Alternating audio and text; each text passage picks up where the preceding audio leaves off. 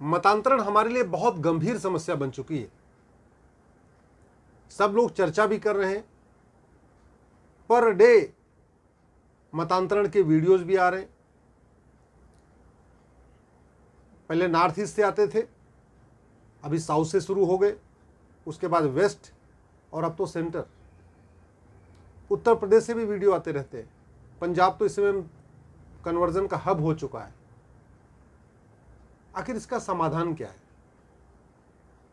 कैसे इसको रोका जाए? मेरा यह मानना है कि मतांतरण किसी एक राज्य की समस्या नहीं है।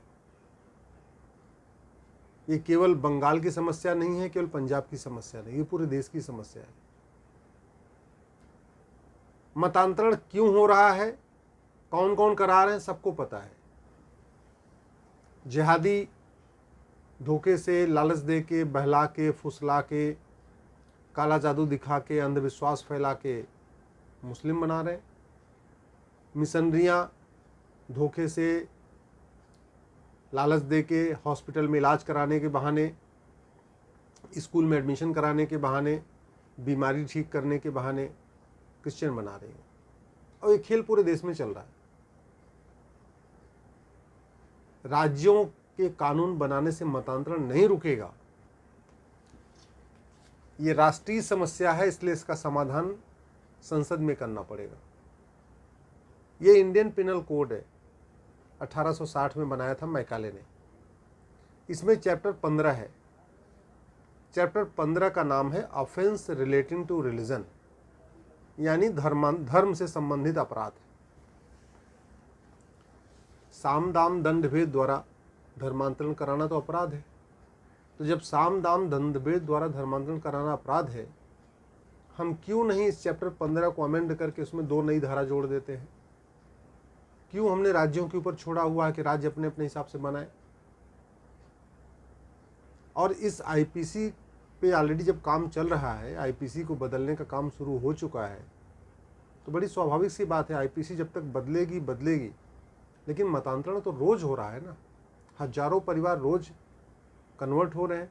तो उनको रोकने के लिए एक ऑर्डिनेंस लाके चैप्टर 15 में जो ऑफेंस रिलेटिंग टू रिलीजन है, उसमें 2 नए सेक्शन तो ऑर्डिनेंस लाके जोड़े जा सकते हैं। पार्लियामेंट के सेशन की भी ज़रूरत नहीं है, या पार्लियामेंट का सेशन आने वाला है नवंबर में, दिसंबर में, उसमें उसको ऐड किया जा सकता है। कानून बनाने के साथ साथ इनकी फंडिंग रोकनी पड़ेगी। जिहादियों को बहुत मोटी फंडिंग होती है हवाला के जरिए खाड़ी देशों से। इसी तरीके से मिशनरियों को बहुत मोटी फंडिंग होती है वेस्ट कंट्रीज से। जब तक ये हवाला की फंडिंग नहीं रुकेगी, जब तक ये एफसीआरए की फंडिंग नहीं रुकेगी, जो पश्चिम देशों से हो रही है, उनको अमेरिका वगैरह से होती है, जो मिशनरियों वाली फंडिंग है, तब तक न मिशनरियों पे लगाम लगाई जा सकती है, न जिहादियों पे लगाम लगाई जा सकती है। एक बात और, पहले ये मिशनरियाँ चावल मतलब राशन का लालच देकर धर्मांतरण कराती थी आदिवासियों का, गरीबों का। सरकार ने उनको राशन देना शुरू कर दिया। अब तो 80 करोड़ लोगों को मुफ्त में राशन दिया जा रहा है। उसके बाद ये मिशनरियाँ और ये जिहादी मकान का लालच देते थे, भाई तुम्हारी झुग्गी हम बनवा देंगे, झुग्गी को हम पक्का करा देंगे।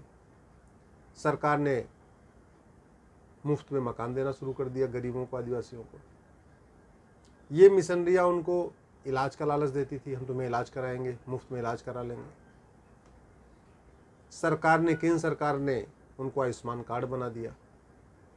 अब ये क्या कर रही हैं, ये नशे का कारोबार फैला रही हैं, गरीबों को, आदिवासियों को, इवन बाकियों को भी फ्री में नशा दे रही हैं, फ्री में। उसका कारण ये है, एक बार अगर व्यक्ति नशेड़ी हो गया, ड्रग का एडिक्ट हो गया, उसके बाद हिंदू से मुस्लिम बनने में उसको कोई फ़र्क ही नहीं पड़ता। भाई वो हिंदू रह के भी अगर पूजा पाठ नहीं कर रहा है, तो मुस्लिम बन के भी नहीं करेगा तो क्या फ़र्क पड़ता है।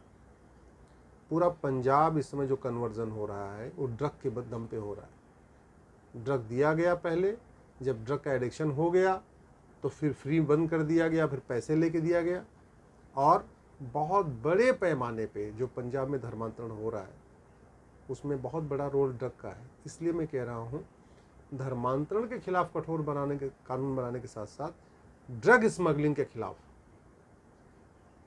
ये नशा तस्करी जो है, इस पे लगाम लगाने के लिए बहुत कठोर कानून बनाना पड़ेगा।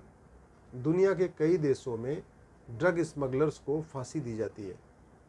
हमारे देश में ऐसा कोई कानून नहीं है। हमारे देश में ऐसा कोई कानून ही नहीं है। दुनिया के कई देशों में जो लोग झूठ बोल के, लालच दे के धर्मांतरण कराते हैं, उनको 20 से 50 साल की सजा कानून है।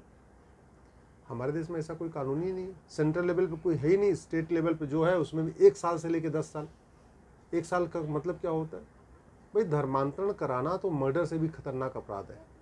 मर्डर में तो आप एक व्यक्ति का मर्डर करते हैं, लेकिन जब आप धर्मांतरण कराते हैं, पूरे एक परिवार को आप संस्कृति की काट देते हैं। पूरे एक परिवार की संस्कृति आप चेंज कर देते हैं। पूरे एक परिवार का आप धर्म चेंज कर देते हैं। तो इसलिए मैं कह रहा हूँ, ये हत्या और धर्मांतरण ये दोनों बराबर का अपराध है। जितनी सज़ा हत्या में होनी मिलनी चाहिए, मर्डर करने पे जो सज़ा होनी चाहिए, वही कन्वर्जन में भी होनी चाहिए। एक तरीका ये हुआ, आईपीसी में बदलाव किया जाए, इस राज्यों को छोड़ने के बजाय सीधे सीधे इंडियन पिनल कोड में बदलाव किया जाए। दूसरा, स्मगलिंग के खिलाफ कठोर कानून बनाया जाए। तीसरा, ये जो 2010 का एफसीआर कानून है, जिसको कांग्रेस की सरकार ने केवल अपने लोगों को, खासतौर पे जिहादियों को, मिशनरियों की फंडिंग कराने के लिए बनाया ही था, उस कानून को ख़त्म किया जाए। और चौथा, जो हवाला है, इसको रोका जाए। और हवाला तब तक नहीं रुकेगा जब तक बड़ी नोट बंद नहीं होगी। मैं बार बार कह रहा हूँ, जब तक 100 रुपये से बड़ी नोट बंद नहीं होगी, तब तक हवाला बंद नहीं होगा। जितनी बड़ी नोट होती है उतना ज़्यादा हवाला होता है। हवाला कैश में चलता है, अटैची में चलता है। जिस अटैची में 100 रुपये की नोट रखने से 1 करोड़ आएगा, उस अटैची में अगर 500 की नोट रखेंगे तो 5 करोड़ आएगा। उस अटैची में अगर आप 2000 की नोट रखेंगे तो 20 करोड़ आएगा। तो जितनी बड़ी करेंसी होती है, उतना ज़्यादा वहाँ स्मगलिंग होती है, उतना ज़्यादा वहाँ पे हवाला होता है, मनी लॉन्ड्रिंग होती है, उतने ज़्यादा वहाँ ब्लैक मनी होती है। इसीलिए वेस्ट कंट्रीज़ में, पूरे यूरोप में जो मैक्सिमम करेंसी है वो 100 की है। 100 से बड़ी कहीं करेंसी है ही नहीं है। जिन देशों में छोटी करेंसी है, वहाँ भ्रष्टाचार कम है, अपराध कम है, कन्वर्जन कम है, ड्रग स्मगलिंग कम है, बाकी के अपराध कम है। जिन देशों में बड़ी करेंसी है, वहाँ पे सब कुछ है। उदाहरण के लिए आप बांग्लादेश देख लीजिए, पाकिस्तान देख लीजिए, अफ़गानिस्तान देख लीजिए और भारत देख लीजिए। यहाँ बड़ी करेंसी चलती है, 2000 की नोट चलती है। इसलिए यहाँ पे घूसखोरी, जमाखोरी, मिलावटखोरी, कालाबाजारी, नशा तस्करी, मानव तस्करी, सोना तस्करी, सब, बच्चों की तस्करी, महिलाओं की तस्करी, सब कुछ होती है। वहीं पूरे यूरोप में, पूरे आपके अमेरिका में जो मैक्सिमम करेंसी है 100 भी इनफैक्ट बहुत कम यूज़ होती है। जो उनकी मैक्सिमम करेंसी इनफैक्ट वो 50 है। 50 से बड़ा वो यूरो यूज़ ही नहीं करते। ऐसे 50 से बड़ा डॉलर यूज़ नहीं करते। बहुत रेयर केसेस में $100 यूज़ किया जाता है, या 100 यूरो की करेंसी बनती है। तो मेरा सरकार से ये निवेदन है कि ये जो मतांतरण है, ये अपने आप में बहुत पीक पे हो चुका है। हिंदू लगातार घट रहे हैं। 9 राज्यों में पहले ही ख़त्म हो चुके हैं। 200 जिलों से पलायन शुरू हो चुका है। इसको अगर अब भी नहीं रोका जाएगा तो इसको रोकना नामुमकिन है। इसलिए जितना जल्दी हो सके उतना जल्दी ये आईपीसी में बदलाव करें, 100 रुपये से बड़ी नोट बंद करें, एफसीआर कानून 2010 का जो है ख़त्म करें, और ड्रग स्मगलिंग के खिलाफ कठोर कानून बनाएं, तभी ये रुकेगा।